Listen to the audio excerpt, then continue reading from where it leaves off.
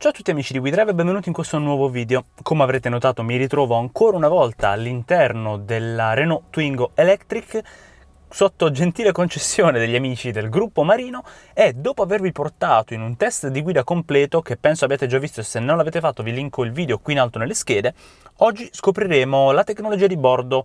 Non parlo della tecnologia connessa al powertrain elettrificato, di quella ve ne ha già parlato Bart in quest'altro video, sempre qui in alto nelle schede nell'angolo, ma della tecnologia di bordo connessa all'infotelematica, quindi tutto l'impianto dell'infotainment della vettura. Scopriamolo insieme.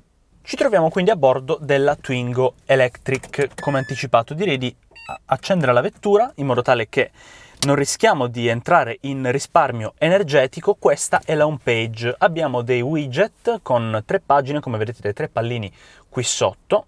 Scorrendo si passa alle altre pagine, ma andiamo per ordine. Partendo dall'alto abbiamo una riga che ci mostra la temperatura esterna, un foglietto che ci mostra il centro notifiche, che si può anche resettare eliminando singoli messaggi o tutti i messaggi che magari ci sono apparsi, anche il pulsante che ci porta alla connettività della vettura, ma ci torneremo dopo, e anche l'orario, quindi andando a cliccare, non si può cliccare, anzi sì, ci dà l'opportunità di modificare il formato, quindi giorno, mese, anno, mese, giorno o anno, anno, mese, giorno, oppure proprio in testo. Il formato ora, se vogliamo anglosassone, a 12 ore o 24 ore europeo continentale, e un orologio analogico oppure digitale, e in questo caso possiamo con i 3 pallini andare a resettare le impostazioni, ma tornando alla home possiamo anche tornarci tramite il pulsante con la casetta fisico.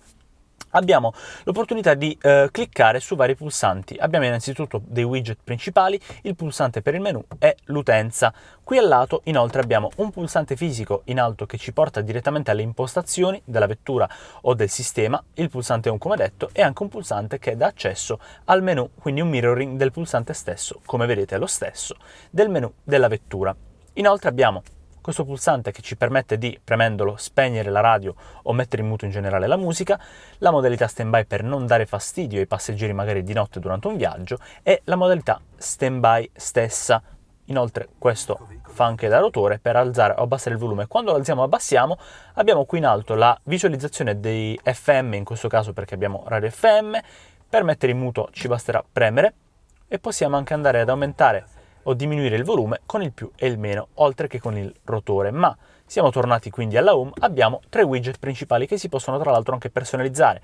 Il navigatore, quello principale, premendo si ha accesso alla finestra completa del navigatore, il telefono, ma non lo faremo, non connetteremo alcun telefono perché vi ricordo di iscrivervi al nostro canale per non perdervi un tutorial su come collegare il proprio smartphone via Bluetooth alla vettura, e anche la radio, in questo caso radio, ma anche vedremo successivamente altre sorgenti. Il pulsante dedicato all'utente che ci permette di modificare appunto l'utente stesso, ospite, utente 1, 2, 3 o 4, modificare anche il nome, l'immagine e anche le impostazioni, per esempio con le preferenze su lingua, menu home, display o info, perché appunto magari questa vettura viene utilizzata nella stessa famiglia da tutti i membri del nucleo familiare stesso o da un amico, un ospite magari, e quindi ognuno di loro può avere delle preferenze in merito al sistema infotainment. La seconda finestra per adesso ci mostra la finestra ZE, quindi del veicolo elettrico, ma ci torneremo a brevissimo, e sulla terza abbiamo un widget personalizzato dedicato ai punti di interesse per l'elettrificazione, ma andiamo per ordine cliccando sul menu. Clicchiamo su navigazione, che è la prima delle finestre. Abbiamo una funzionalità pinch to zoom con uno schermo che risponde piuttosto bene nonostante la mancanza del feedback aptico. Con questo pulsante possiamo andare a parametrare tutta la nostra ricerca, ma ora ci torniamo. Con questo abbiamo lo zoom più meno e anche la visualizzazione 2D col nord fissato, il percorso con tutte le strade che ci vengono mostrate e il limite di velocità, e la visualizzazione in 3D con la piccola Twingo che possiamo anche modificare volendo.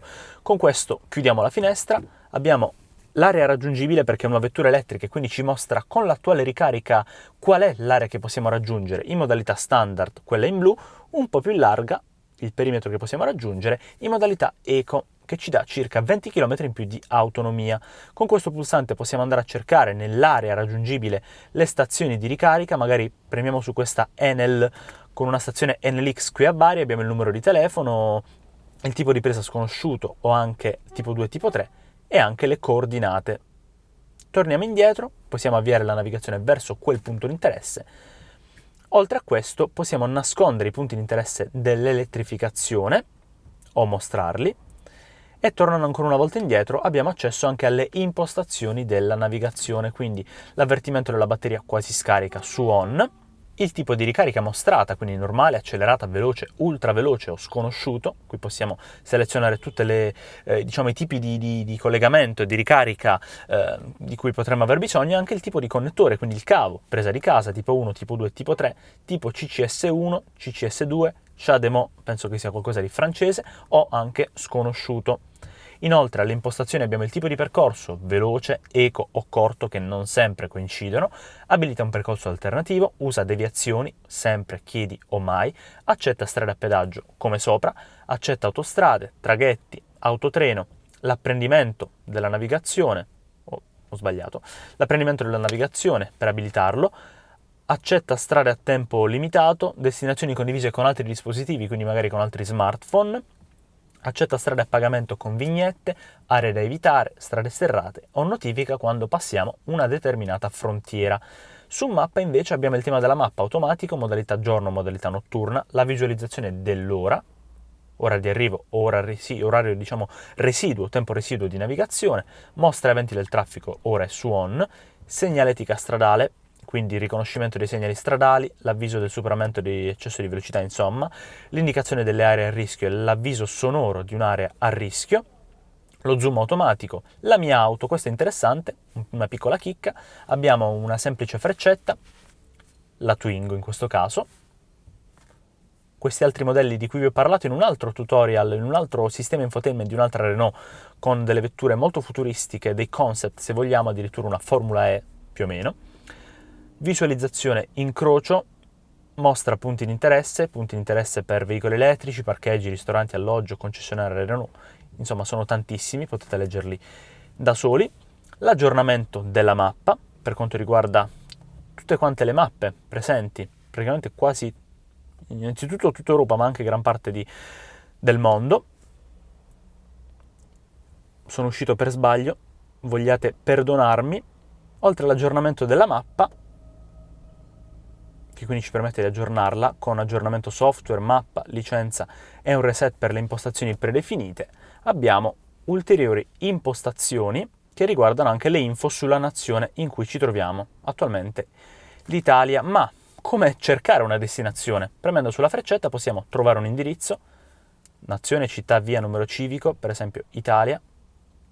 Col tastierino possiamo andare in ognuna di queste finestre a digitare e avviare successivamente le destinazioni precedenti, destinazioni magari preferite, casa, lavoro o altro, i punti di interesse stessi di cui vi ho parlato poc'anzi, l'area raggiungibile che vi ho già mostrato, quindi un mirroring, il percorso, crea percorso, aree da evitare, la mappa del traffico attuale, perché l'auto chiaramente è connessa, e anche le impostazioni che abbiamo visto pochissimo tempo fa. Qui inoltre abbiamo l'accesso al tastierino per cercare direttamente una destinazione, ma non solo. Qui in alto, magari durante la nostra navigazione, vogliamo modificare stazione radio, ci manda direttamente alla radio stessa e tornando indietro torniamo direttamente sulla mappa. Seconda finestra, quella dedicata alla radio, appunto. Possiamo andare a slidare, permettetemi il termine, clicchiamo magari su Radio DJ,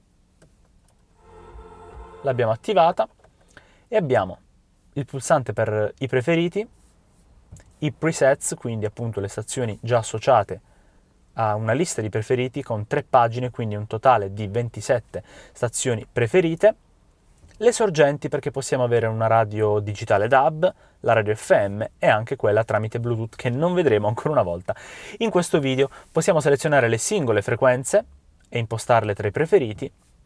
E qui abbiamo le impostazioni della radio, mostrare il testo, mostrare la regione e le informazioni del traffico, oltre a poter resettare tutto ciò.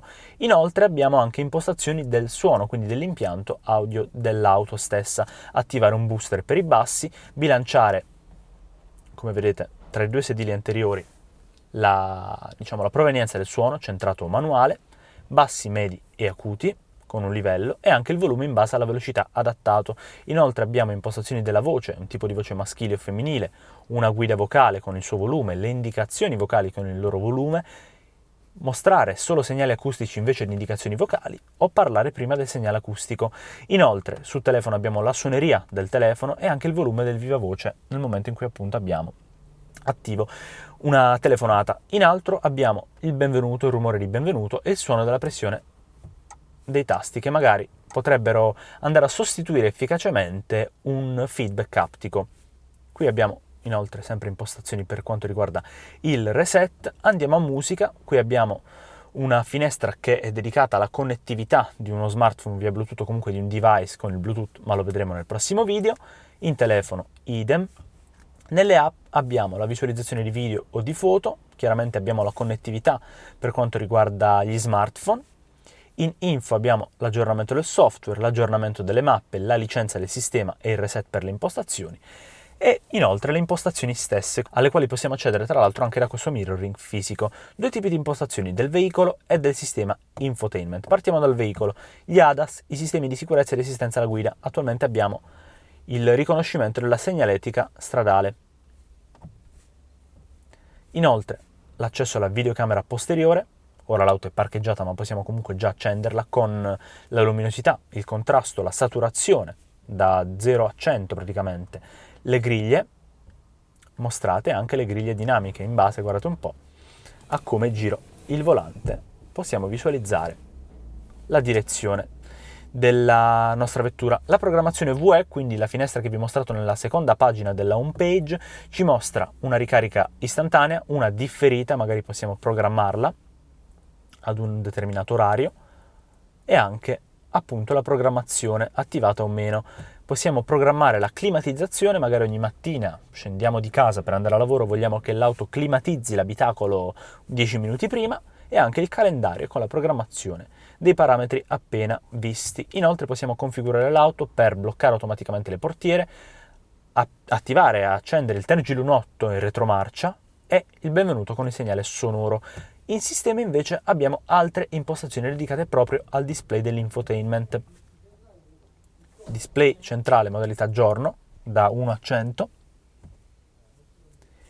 Impostazioni del suono, un benvenuto con un segnale sonoro o il suono della pressione del tasto che abbiamo già visto poco fa. La lingua del sistema, lasciamo nell'italiano, assolutamente non voglio perdermi. La tastiera in ordine alfabetico, una tastiera QWERTY. Date ora mostrate, già visto. Manager dei dispositivi tramite Bluetooth, ma lo vedremo nel prossimo video. La modifica dei widget delle pagine iniziali, come vedete, e anche il profilo degli utenti che possiamo modificare.